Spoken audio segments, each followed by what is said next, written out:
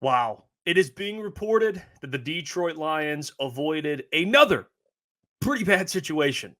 The New York Jets fired Robert Saleh, who was a legitimate candidate to be the head coach when Dan Campbell was hired. And don't forget, this video is sponsored by BetUS. And I saw the news, and my first reaction was, wow.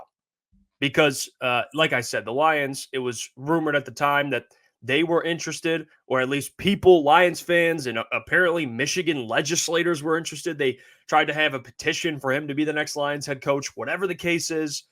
And that was quite the time. And I know it's kind of hindsight 2020, but I would like to revisit it and kind of give my thoughts on the entire situation. Now, for Robert Saleh, there is no denying that he is a great DC. He knows defense. I mean, look at the New York Jets defense. They've been great ever since he got there. But that's not the problem. If you're a head coach, especially in this league we're in, which is a really an offensive league, given the rule changes and how the NFL is always kind of favored now last couple of years, and it's only getting worse, the offensive side of the ball. This is why offensive head coaches are becoming more and more important. And Dan Campbell, whether people want to believe it or not, because he has this macho man persona to him, is an offensive head coach. He just is. And I know him and Robert Saleh have similar leader of men, a guy that people want to play for personalities. They're different. I mean, Dan Campbell, offensive minded, Robert Saleh, defensive minded. And regardless if the Jets defense have been playing well and have been good since he got there, I understand the talent he has, but they've been very good. He can't figure out the quarterback, which now they have Aaron Rodgers. But on top of that, they can't figure out the offensive coordinator, which is bad. I mean, they had Mike LaFleur, Matt LaFleur's brother, and they couldn't figure it out. And now Mike's in LA. So, it really comes down to when you have a head coach, you say, can you figure out both of those things? Can you figure out this offense, but specifically your your quarterback and your offensive line? And the Jets haven't been able to figure out really both until Aaron got there. But even now, the offensive line isn't good. It's all right. And their offensive coordinator stinks. So that falls on Robert Saleh. He has a 20-36 record as a Jets head coach, whether, you want to bring up the quarterbacks, which is fair. But again, whether that's on the organization or not, it's just the reality. And Dan Campbell, when he first got here, Anthony Lynn was the OC. It didn't work out. Dan made the change, which I do give Dan a lot of credit for being able to adapt and be like, hey, I messed up. This guy can't coach. Get him out of here. He can't coach offense. And then you bring in Ben Johnson after Dan Campbell calls plays, which when he called plays, it looked better than Anthony Lynn. And Ben Johnson turned into what he is now, which is he's the best OC in the game. And Dan is lucky to have him a part of the staff already. He's been here since, Matt Patricia was here. But also Ben's lucky to get that opportunity. So it worked out. And Dan figured out the offensive coordinator. He already had Jared Goff, so quarterback was figured out. And Brad and Dan worked to build this offensive lineup. So check. He figured it all out. And that's the head coach that you want. And the Lions got it right. Despite what Lions fans wanted, not everyone, because I know there were some people out there that were open to Dan Campbell or Michigan legislators out there. I'll tell you guys what, and I'll admit this. I was open to Robert Saleh. I didn't hate the idea. I interrupted today's video to tell you that this video is sponsored by BetUS. So this is what I'm going to do. On BetUS currently, right now, the Lions are plus 165 to win the NFC North. Yes, to me, that is free money.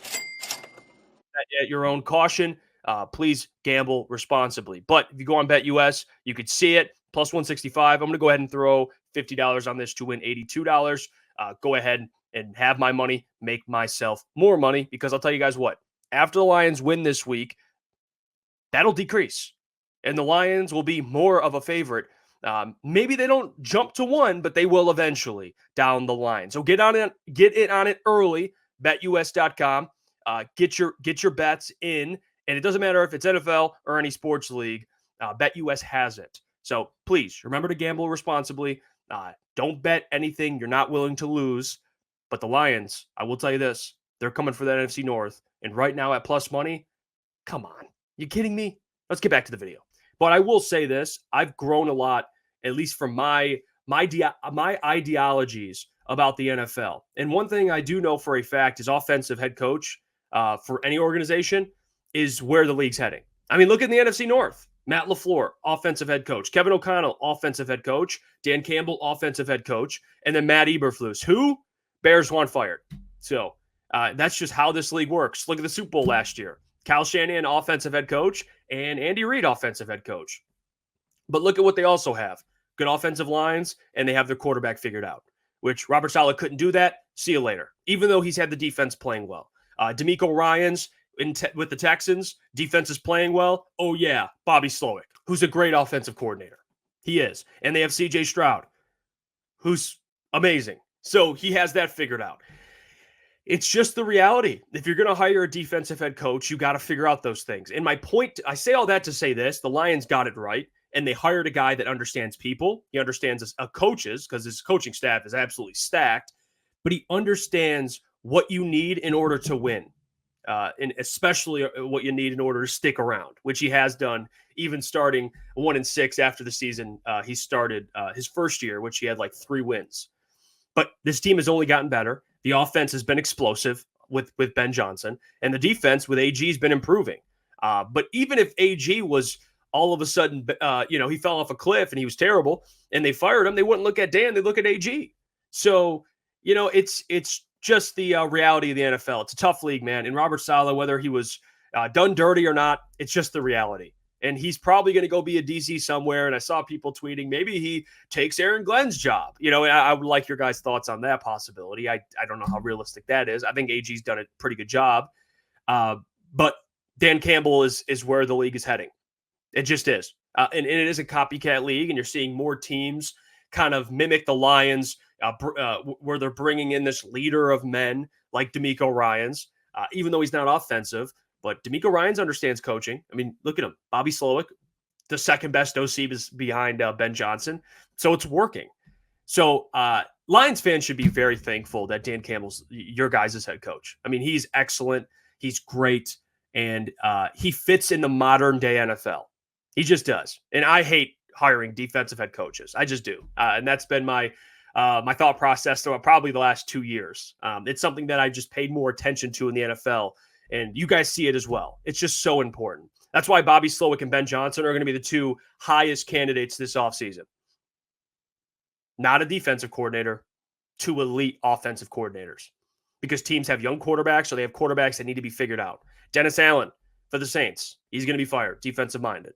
So it's where the league is heading, and the Lions understood that. And not only do they want a leader of men and someone to change the culture in Detroit, not saying they hired him just for his offensive prowess, but it helps that he was a tight end. It helps that he understands offensive schematics. It helps that he works well with quarterbacks, and he understands that stuff, given he was a tight end. So he sees it from a different lens.